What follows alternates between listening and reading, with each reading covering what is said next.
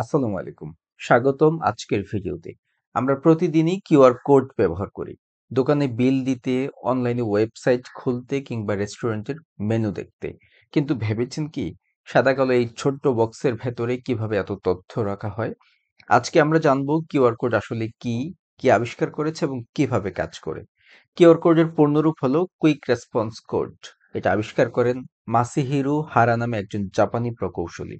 তিনি ১৯৯৪ সালে টয়োটা কোম্পানির জন্য একটি সাবসিডিয়ারি ডেনসো ওয়েবে কাজ করার সময় এই প্রযুক্তি তৈরি করেন। আবিষ্কারের মূল উদ্দেশ্য ছিল গাড়ি তৈরির সময় যন্ত্রাংশ বা পার্টসগুলোকে দ্রুত ট্র্যাক করা। তখনকার সাধারণ বারকোড খুব সীমিত আকারে তথ্য রাখা যেত। কিন্তু মাসিহিরো হারা এমন একটি কোড তৈরি করতে চেয়েছিলেন যেখানে একসাথে অনেক তথ্য সংরক্ষণ করা যাবে এবং খুব দ্রুত পড়া যাবে। তাই এর নাম রাখা হয় quick response code. QR code আসলে অনেকগুলো ছোট ছোট কালো সাদা স্কোয়ার বক্স দিয়ে তৈরি।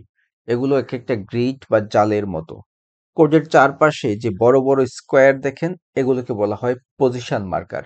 এগুলোর কাজ হলো স্ক্যানার বা ক্যামেরাকে জানানো কোডটা কোন দিকে রাখা আছে। ভেতরের ছোট ছোট স্কোয়ারগুলো আসলে বাইনারি ডেটা, মানে শূন্য এবং এক হিসেবে তথ্য সংরক্ষণ করে থাকে।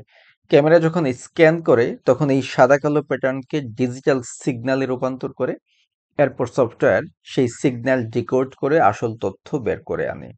তথ্য হতে পারে website link, phone number, text, contact information কিংবা পেমেন্ট ডিটেইলস। সাধারণত বারকোডে কয়েক ডজন তথ্য রাখা যায়, কিন্তু কিউআর কোডে অনেক বেশি তথ্য রাখা যায়।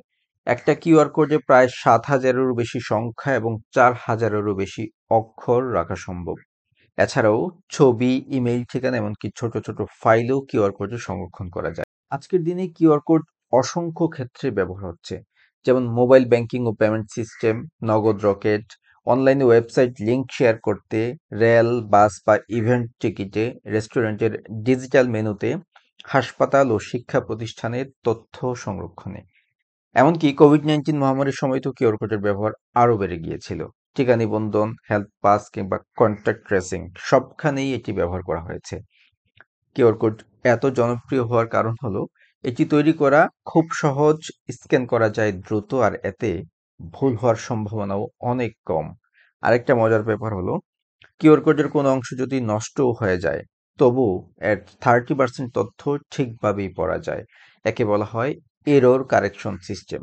এই জন্যই কিউআর কোড এত নির্ভরযোগ্য। তাহলে এখন নিশ্চয়ই বুঝতে পারলেন একটা সাধারণ সাদা কালো ছবির ভেতর লুকিয়ে আছে অসাধারণ প্রযুক্তি।